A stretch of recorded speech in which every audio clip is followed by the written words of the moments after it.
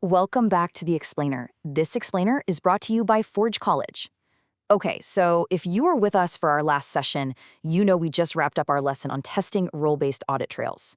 We spent a lot of time making absolutely sure our smart contracts were completely watertight, dialing in exactly who is allowed to do what. But now we've got a totally new challenge on our hands. We have all these brilliant tests, right? But running them manually on our local machines, it's slow, it's totally error-prone, and frankly, it's just exhausting.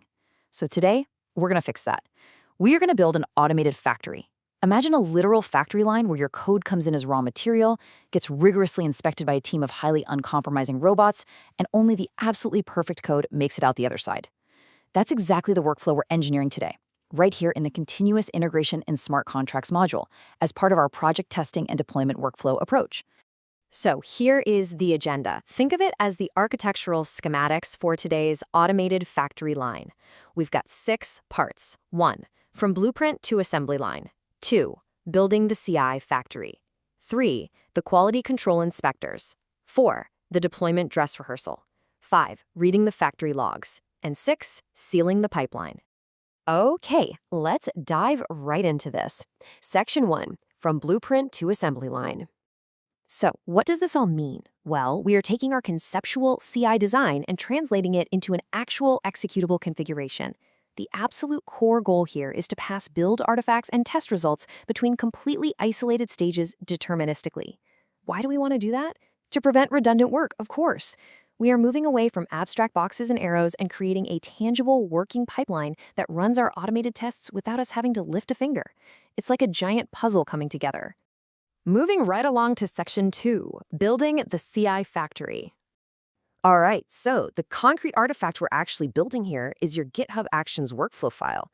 Specifically, we're talking about the ci.yml file. Think of this file as the master control switch for our entire conveyor belt. The second we slip it on, it executes a precise sequence of steps. First, the repository is checked out to gather our raw materials. Next, we power up our specialized machines by setting up our Node and Rust environments. Then, we install all the project dependencies to get our tools completely ready. After that, we run the automated tests, and finally, we execute static analysis. Literally, every single code change is going to go through this exact automated assembly line. No exceptions. Now for my favorite part, Section 3, the quality control inspectors. Look, a factory line is basically useless if nobody is actually checking the final product, right? In our setup, our integration tools act as these highly caffeinated, incredibly pedantic robotic inspectors. They will stubbornly refuse to let bad code hit production. And because we are working in modern Web3 development, we use a dual toolchain approach. We're accommodating node-based environments with Hardhat test execution on one side, while simultaneously utilizing Rust-based Forge commands for Foundry on the other.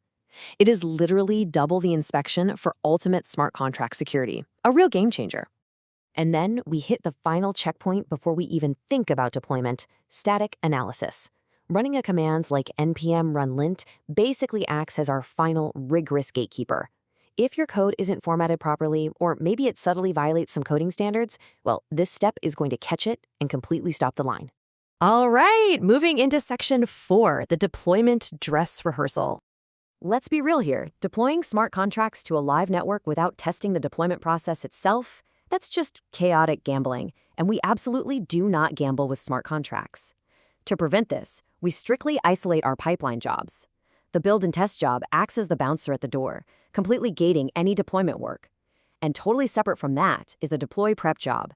Its sole responsibility is to produce an infrastructure deployment plan in a dry run mode, so reviewers can safely inspect it.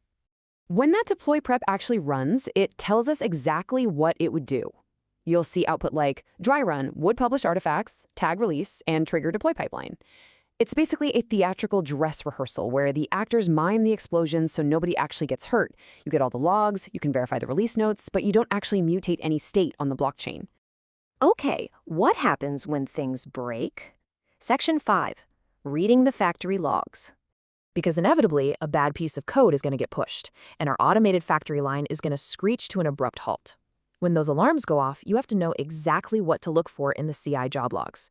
You're generally watching out for 3 main culprits. First, dependency mismatches, like when your local node version conflicts with a CI pipeline. Second, missing Foundry installations. That's a classic stumbling block. And third, simple file path issues or non-executable scripts. If it fails, seriously, don't panic. Just check the stack traces and reproduce the exact environment locally.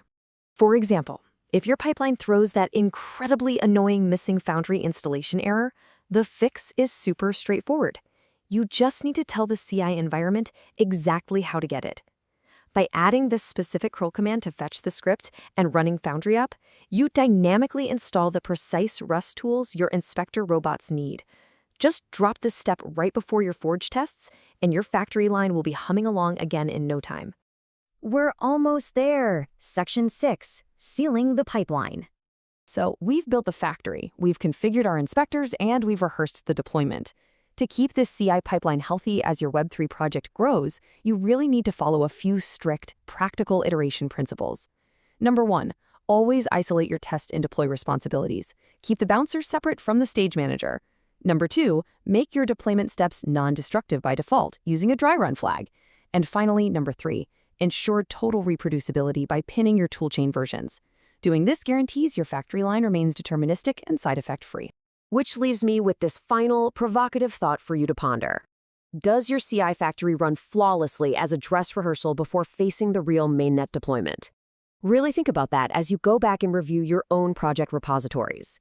Well, that's all for today. Once again, this explainer was brought to you by Forge College. I highly encourage you to visit forge.college to learn more about this subject and to dive deeper into all sorts of other fascinating Web3 related topics. Thank you so much for joining me on the factory floor today, and happy coding.